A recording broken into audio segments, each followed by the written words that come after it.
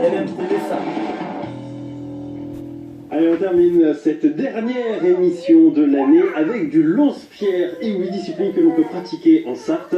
Nous avons justement testé le lance-pierre. C'est le haut-cœur du jour. Oh la vache, Savigny mon gars.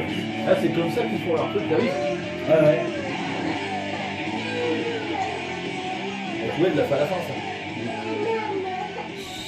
Tout au long de l'année, on a découvert des sports, des disciplines dans le terrain de jeu. Et pour cette dernière, on a décidé d'aller voir des joueurs qui font du lance-pierre. Oui, comme les enfants par exemple, comme vous peut-être également. Il y a Sébastien et il y a Jean-Claude, vous faites du lance-pierre. Bonjour. Bonjour. Bonjour.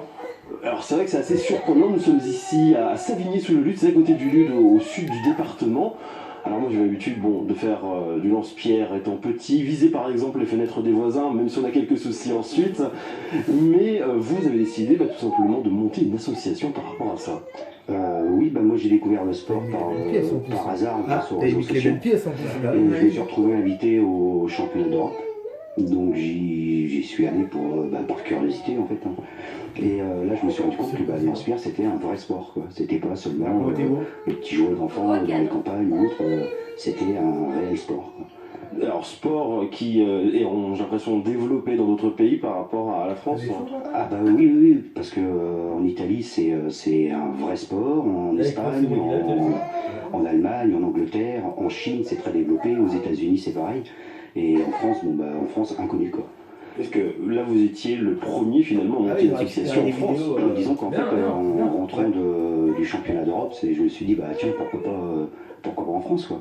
Et je me suis dit, tiens, on va ouvrir une association, on va commencer comme ça. Et puis, après, j'ai fait pas mal de vidéos. Et puis, de fil en aiguille, j'ai essayé d'inciter des gars à ouvrir d'autres assos dans différents départements. Donc là, il y en a une qui s'est créée dans le Var. Il y a à peu près 8 mois, qui est très active d'ailleurs. Donc voilà, c'est un sport maintenant qui est émergent. Il y a, on va dire au mois de juillet l'année dernière, il y a eu le premier championnat du monde. Donc là, ça a vraiment fait bouger les choses sur les réseaux sociaux, quoi. Donc, comment c'est venu, vous, cette passion pour le lance-pierre? Moi, j'en avais fait quand j'étais jeune, comme tout le monde. Et puis, comme je viens manger de temps en temps chez Sébastien, c'est lui qui m'a fait découvrir. Et en fait, c'est bien parce que moi je travaille dans les TP, donc quand j'arrive là le soir, on a un entraînement tous les lundis soirs, ça permet de bien faire le vide. On se dit, quand on est tranquille, on ne pense pas à autre chose, on ne pense pas à la journée qu'on a fait ou quoi que ce soit. Puis c'est plaisant, c'est plaisant. Alors là, vous êtes combien? Vous êtes à moins d'une dizaine pour le moment au niveau des adhérents? Une dizaine, ouais, on est moins d'une dizaine. L'objectif c'est d'augmenter bien sûr? Oui, calculer, je sais pas, une quinzaine d'adhérents, ça serait bien déjà. On va regarder le matériel quand même, et on est vraiment sur le matériel comme on avait dès qu'on était enfant, hein, c'est ça? Comment ça s'appelle exactement? C'est un lance-pierre, on appelle ça tout simplement. C'est une fourche. Là, nu c'est une fourche en fait. Une fois montée, c'est un lance-pierre. Et c'est quoi la différence? Parce que là on en voit plusieurs couleurs, c'est plusieurs formes. Donc là on a des modèles ici qui ont été fabriqués, on va dire, par des amateurs. Hein. Donc par exemple, ça ce sont mes modèles que j'ai fabriqués avec celui-là. Ça ce sont d'autres modèles qui ont été faits par d'autres gars. Là par contre c'est un modèle professionnel qui a été fait par Gamekeeper, qui est un anglais. Là c'est un Scout, c'est pareil, ça c'est un modèle américain. Là c'est un SPS, c'est pareil, tout ça c'est des modèles, on va dire, plus ou moins professionnels.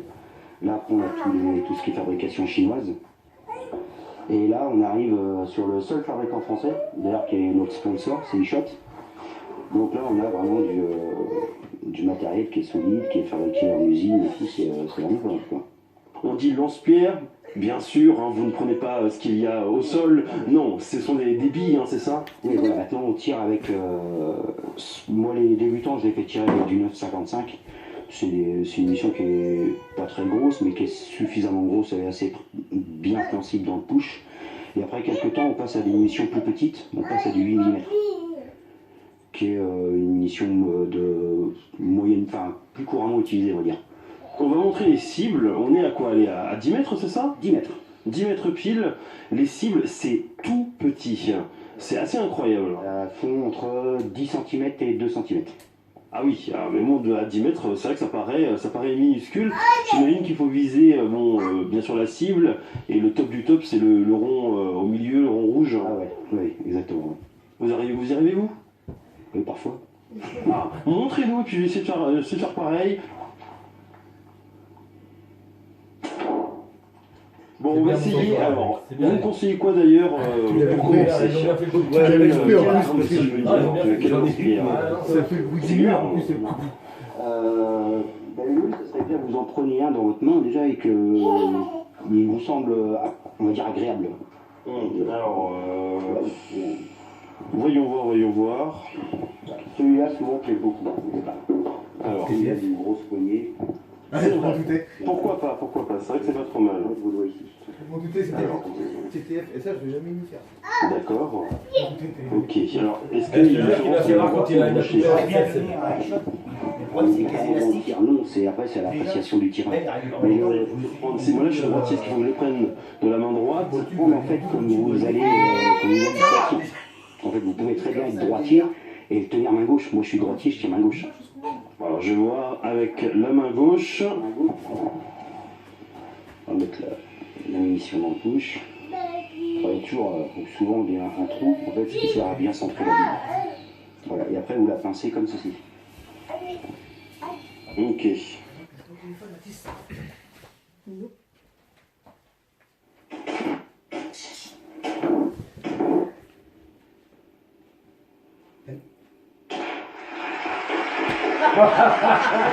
Je te jure. Bon, on a testé le lance-pierre avec plus ou moins de réussite. Le plus important, c'est Ah, qu'on c'est a là, c'est ça qui l'a réussi coupé la une ficelle. fois, c'est bien. Oui, c'est bien, surtout pour le début, c'est ce qui est encourageant ensuite. C'est pas simple à maîtriser, on a parlé du mental notamment tout à l'heure, c'est vrai que dès qu'on est dans une compétition où c'est notre dernier coup, il faut toucher la cible, là ça va être difficile. Oui, ça doit être difficile. Ouais. Après, il faut avoir une habitude de compétiteur. Après, mais, puis il y a surtout toute une gestuelle. C'est un peu comme apprendre à écrire en fait. C'est une gestuelle à répéter sans cesse. Au niveau physique, moi qui ai du mal avec le poignet, c'est vrai qu'il faut